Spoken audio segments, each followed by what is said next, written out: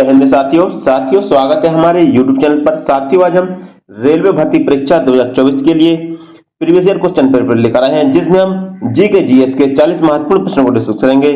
साथियों, ये सभी प्रश्न आपकी आगामी परीक्षा आरआरबी, एनटीपीसी, आरपीएफ कांस्टेबल और टेक्नीशियन के लिए अति महत्वपूर्ण होंगे। चलिए हम स्टार्ट करते हैं।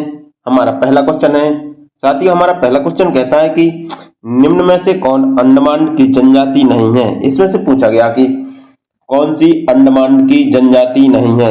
इसका ऑप्शन है ओंग, जारवा, सेंटिनल या बोंदा। तो इसका राइट आंसर होगा बोंदा। बोंदा जनजाति है जो अंडमान एंड निकोबार की जनजाति नहीं है। तो इसका राइट आंसर ऑप्शन डी होगा। हमारा अगला क्वेश्चन है, 1928 में छात्रों का पहला अखिल बंगाल सम्मेलन किसकी अध्यक्षता में हुआ। इससे पूछा गया कि 1928 में छात्रों का पहला अखिल बंगाल सम्मेलन किसकी अध्यक्षता में हुआ था। इसका ऑप्शन है चित्तरंजन दास, जवाहरलाल नेहरू, वल्लभ भाई पटेल या गोपाल कृष्ण गोखले। तो इसका राइट आंसर होगा जवाहरलाल नेहरू। 1928 में छात्रों का पहला सम्मेलन है जो जवाहरलाल नेहरू की अध्यक्षता में हुआ था। तो इसका राइट आंसर ऑप्शन बी होगा। हमारा अगला क्वेश्चन है, वह कौन सी प्लास्टिक है जो एक बार ढलने के बाद गर्म करके नरम नहीं की जा सकती। इससे पूछा गया कि वह कौन सी प्लास्टिक है जो एक बार ढलने के बाद दोबारा उसको नरम नहीं किया जा सकता। इस ऑप्शन है thermo electrical plastic, thermo positive plastic, thermo energy plastic, thermosetting plastic. इसका राइट आंसर होगा थर्मोसेटिंग प्लास्टिक। थर्मोसेटिंग प्लास्टिक ऐसी प्लास्टिक है जिसको दोबारा गर्म नहीं किया जा सकता। इसका राइट आंसर ऑप्शन डी होगा। हमारा अगला क्वेश्चन है, द वुड डिस्पैच के निर्देशों के परिणाम स्वरूप कलकत्ता, मुंबई और मद्रास में विश्वविद्यालय कब स्थापित किए गए। इससे पूछा गया कि कलकत्ता, मुंबई और मद्रास में विश्वविद्यालय कब स्थापित किए गए। ऑप्शन है 1920 ईस्वी, 1885 ईस्वी, 1906 ईस्वी या 1857 ईस्वी। तो इसका राइट आंसर होगा 1857 में। द वुड डिस्पैच के निर्देशों के परिणाम स्वरूप कलकत्ता, मुंबई और मद्रास में 1857 में विश्वविद्यालय स्थापित किए गए थे। तो इसका राइट आंसर ऑप्शन डी होगा। हमारा अगला क्वेश्चन है, गरीबों को समान न्याय और मुक्त कानूनी सहायता भारतीय संविधान के किस अनुच्छेद के अंतर्गत आता है। इसमें पूछा गया कि गरीबों को समान न्याय और मुक्त कानूनी सहायता भारतीय संविधान के किस अनुच्छेद के अंतर्गत आता है। ऑप्शन है अनुच्छेद 48 ए, अनुच्छेद 34 ए, 34 बी, अनुच्छेद 39 ए, अनुच्छेद 40 ई। तो इसका राइट आंसर होगा अनुच्छेद 39 ए। गरीबों को समान न्याय और मुक्त कानूनी सहायता जो अनुच्छेद 39 ए के अंतर्गत दी जाती है। तो इसका राइट आंसर ऑप्शन सी होगा। हमारा अगला क्वेश्चन है, कौन सा वृक्ष बेरियल वन का हिस्सा है। इसमें पूछा गया कि कौन सा वृक्ष बोरियल वन का हिस्सा है। ऑप्शन है महोगनी वृक्ष, प्रिसरल वृक्ष, बैतूल या सागौन। इसका राइट आंसर होगा प्रिसरल वृक्ष है जो बोरियल वन का हिस्सा है। तो इसका राइट आंसर ऑप्शन बी होगा। हमारा अगला क्वेश्चन है, नाभिक में स्थित छोटी गोलाकार संरचना कहलाती है। इससे पूछा गया कि नाभिक में स्थित छोटी गोलाकार संरचना क्या कहलाती है। ऑप्शन है न्यूक्लियस या केंद्रिका, प्लाज्मिड, आरबीसी या क्रोमोसोम। तो इसका राइट आंसर होगा न्यूक्लियस या केंद्रिका है जो नाभिक में स्थित छोटी गोलाकार संरचना कहलाती है। तो इसका राइट आंसर ऑप्शन ए होगा। हमारा अगला क्वेश्चन है, हाथी गुफा शिलालेख किस गुफा में पाया गया है। इससे पूछा गया कि जो हाथी गुफा शिलालेख है वो किस गुफा में पाया गया है। ऑप्शन है एलोरा की गुफा में, बादामी गुफा में, उदयगिरी की गुफा में या अजंता की गुफा में। तो इसका राइट आंसर होगा उदयगिरी की गुफा में। हाथी गुफा शिलालेख है जो उदयपुरी की गुफा में पाया गया है और यह उड़ीसा में पाया जाता है। कहाँ पर? यह उड़ीसा में पाया जाता है। जो उदयगिरी गुफाएं वो उड़ीसा में पाई जाती हैं। तो इसका राइट आंसर ऑप्शन सी होगा। हमारा अगला क्वेश्चन है, मध्यांतर को छोड़कर कबड्डी मैच की अवधि क्या है। इससे पूछा गया कि मध्यांतर को छोड़कर कबड्डी मैच की अवधि क्या है। ऑप्शन है 55 मिनट, 40 मिनट, 15 मिनट या 10 मिनट। इसका राइट आंसर होगा 40 मिनट। मध्यांतर को छोड़कर कबड्डी मैच की अवधि 40 मिनट है। तो इसका राइट आंसर ऑप्शन बी होगा। साथियों, कबड्डी मैच में प्रत्येक टीम में लगभग 7 खिलाड़ी होते हैं। कितने? 7 खिलाड़ी होते हैं। हमारा अगला क्वेश्चन है, पॉवर्टी एंड फेमिस पुस्तक किसके द्वारा लिखी गई। इसमें पूछा गया कि पॉवर्टी एंड फेमिस पुस्तक किसके द्वारा लिखी गई। ऑप्शन है doctor APJ Abdul Kalam, Amartya Sen, doctor Manmohan Singh या दादा भाई नेहरू जी। इसका राइट आंसर होगा Amartya Sen. Poverty and famines पुस्तक है जो अमर्त्य सेन के द्वारा लिखी गई। तो इसका राइट आंसर ऑप्शन बी होगा। हमारा अगला क्वेश्चन है एक समतल दर्पण में प्रतिबिंब के दौरान बनता है। इसमें पूछा गया कि एक समतल दर्पण में प्रतिबिंब किसके दौरान बनता है। इसका ऑप्शन है नियमित उत्क्रमण, पार्श्व उत्क्रमण, बाइफोकस उत्क्रमण या रेखीय उत्क्रमण। तो इसका राइट आंसर होगा पार्श्व उत्क्रमण के द्वारा। एक समतल दर्पण प्रतिबिंब है जो पार्श्व उत्क्रमण के द्वारा बनता है और यह प्रतिबिंब सदैव सीधा, आभासी और वस्तु के बराबर होता है। तो इसका राइट आंसर ऑप्शन बी होगा पार्श्व उत्क्रमण। हमारा अगला क्वेश्चन है शुष्क क्षेत्र में निम्नलिखित में से किस फसल की खेती की जाती है। इससे पूछा गया कि शुष्क क्षेत्र में निम्न में से किस फसल की खेती की जाती है। ऑप्शन है धान, जूट, गन्ना या दलहन। इसका राइट आंसर होगा दलहन। शुष्क क्षेत्र में दलहन फसल की खेती की जाती है। तो इसका राइट आंसर ऑप्शन डी होगा।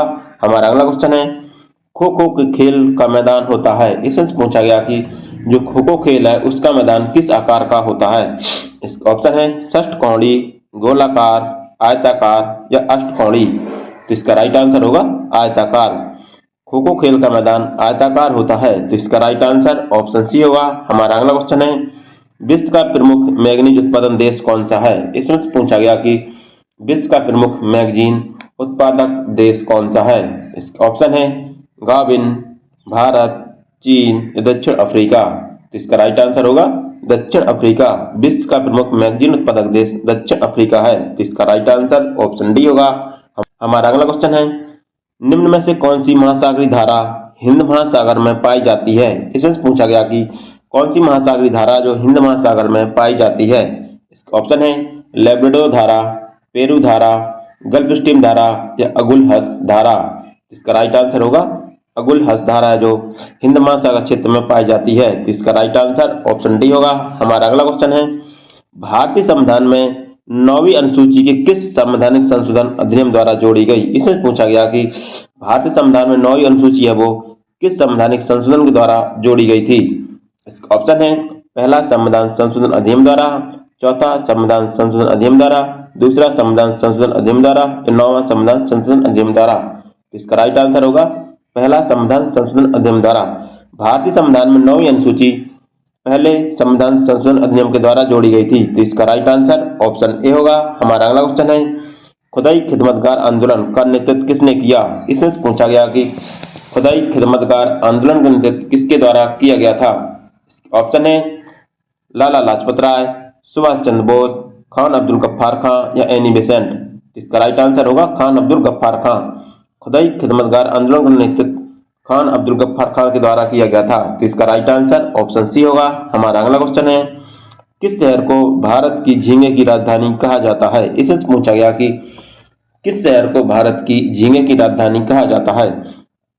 इसका ऑप्शन है नल्लौर, एर्नाकुलम, विशाखापट्टनम या चेन्नई।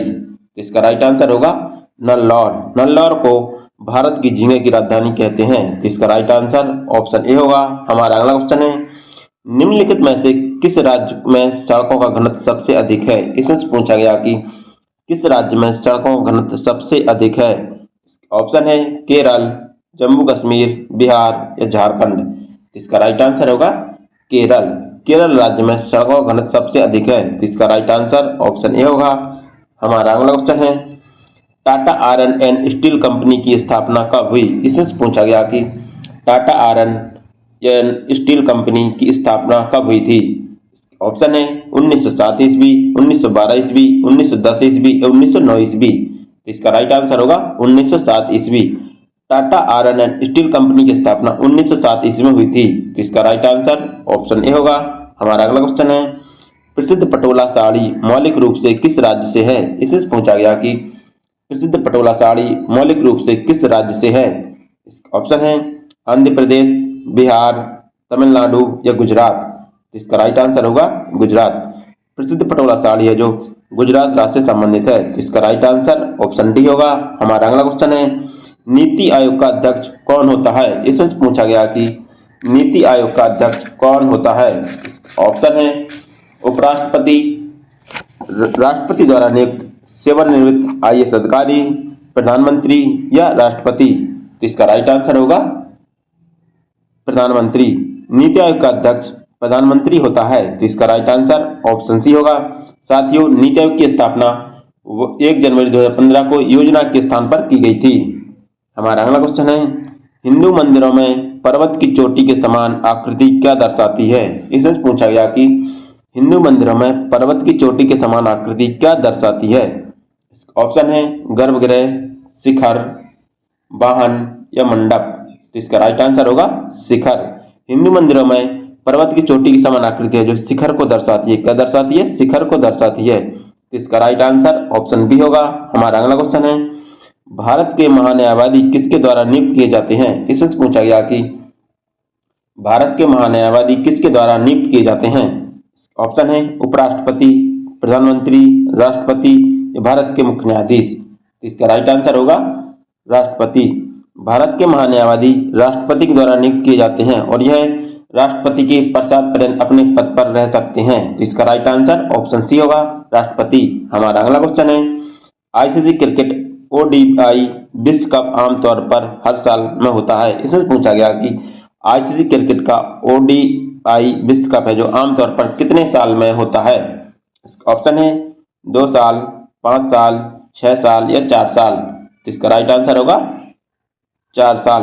जो विश्व कप आमतौर पर 4 साल में होता है, तो इसका राइट आंसर ऑप्शन डी होगा। हमारा अगला क्वेश्चन है, महात्मा गांधी किस गोल में सम्मेलन में सम्मिलित हुए थे? इसमें पूछा गया कि महात्मा गांधी किस गोल में सम्मेलन में सम्मिलित हुए थे? ऑप्शन है दूसरा गोल में सम्मेलन, चौथा गोल में सम्मेलन, पहला गोल में सम्मेलन, तीसरा गोल में सम्मेलन। इसका राइट आंसर होगा दूसरा गोल में सम्मेलन। महात्मा गांधी दूसरे गोल में सम्मेलन में शामिल हुए थे। इसका राइट आंसर ऑप्शन ए होगा। हमारा अगला क्वेश्चन है, सर सैयद अहमद खान निम्न में से किस संस्था की स्थापना की? इससे पूछा गया कि सर सैयद अहमद खान ने निम्न में से किस संस्था की स्थापना की थी? ऑप्शन है Central Hindu College, Mohammedan Anglo Oriental College, Bethune School या राष्ट्रीय विद्यापीठ। इसका राइट आंसर होगा Mohammedan Anglo Oriental College. Sir Syed Ahmad Khan ने मोहम्मदन एग्लो ओरिएंटल कॉलेज की स्थापना की थी। इसका राइट आंसर ऑप्शन बी होगा। हमारा अगला क्वेश्चन है, निम्नलिखित में से किस शासक ने लाहौर में शालीमार बाग का निर्माण किया? इसमें पूछा गया कि किस शासक ने लाहौर में शालीमार बाग का निर्माण किया था? ऑप्शन है औरंगजेब, शाहजहां, हुमायूं या बाबर। इसका राइट आंसर होगा शाहजहां। शाहजहां ने लाहौर में शालीमार बाग का निर्माण किया था। तो इसका राइट आंसर ऑप्शन बी होगा। हमारा अगला क्वेश्चन है, भारतीय संविधान की राज्य सूची में निम्न में से कौन शामिल नहीं है? इसमें पूछा गया कि भारतीय संविधान की राज्य सूची में निम्न में से कौन सम्मिलित नहीं है?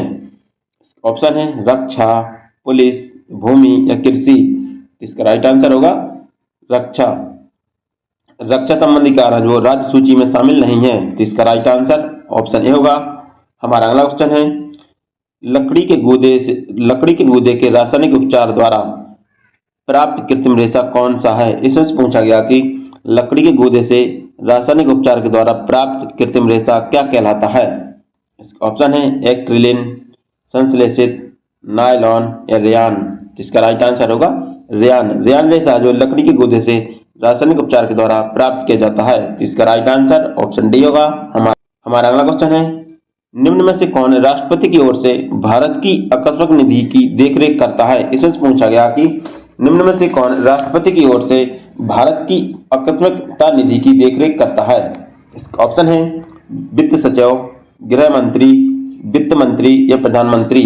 तो इसका राइट आंसर होगा वित्त सचिव। वित्त सचिव है जो राष्ट्रपति की ओर से आकस्मिकता निधि की देखरेख करता है। तो इसका राइट आंसर ऑप्शन ए होगा। हमारा अगला क्वेश्चन है, विलियम हॉकिंस किस मुगल शासक के दरबार में आया था? इसमें से पूछा गया कि विलियम हॉकिंस किस मुगल शासक के दरबार में आया था? ऑप्शन है औरंगजेब, शाहजहां, बहादुर शाह या जहांगीर। दोस्तों यहाँ पर जहांगीर होगा या जहांगीर। तो इसका राइट आंसर होगा जहांगीर। विलियम हॉकिंस 1608 ईस्वी में जहांगीर के दरबार में आया था। तो इसका राइट आंसर ऑप्शन डी होगा। हमारा अगला क्वेश्चन है, लोकसभा के सदस्यों के लिए न्यूनतम आयु है। इससे पूछा गया कि लोकसभा के सदस्यों के लिए न्यूनतम आयु कितनी है? इसका ऑप्शन है 35 वर्ष, 25 वर्ष, 30 वर्ष या 21 वर्ष। तो इसका राइट आंसर होगा 25 वर्ष। लोकसभा के सदस्यों के लिए न्यूनतम आयु 25 वर्ष है। तो इसका राइट आंसर ऑप्शन बी होगा। हमारा अगला क्वेश्चन है, भारत के संविधान में पंचवर्षीय योजना का सिद्धांत कहां से लिया गया। इसमें से पूछा गया कि भारत के संविधान में पंचवर्षीय योजना का सिद्धांत कहां से लिया गया। ऑप्शन है यूके, आयरलैंड, यूएसए या सोवियत संघ। इसका राइट आंसर होगा सोवियत संघ। भारत के संविधान में पंचवर्षीय योजना का सिद्धांत सोवियत संघ से लिया गया। तो इसका राइट आंसर ऑप्शन डी होगा। हमारा अगला क्वेश्चन है, किस नदी को चीन का शोक कहा जाता है। इसमें से पूछा गया कि किस नदी को चीन का शोक कहते हैं। ऑप्शन है यांगत्से कियांग नदी, सी नदी, लूनी नदी या हांगो नदी। तो इसका राइट आंसर होगा वांगो नदी। वांगो नदी को चीन का शोक कहते हैं। तो इसका राइट आंसर ऑप्शन डी होगा।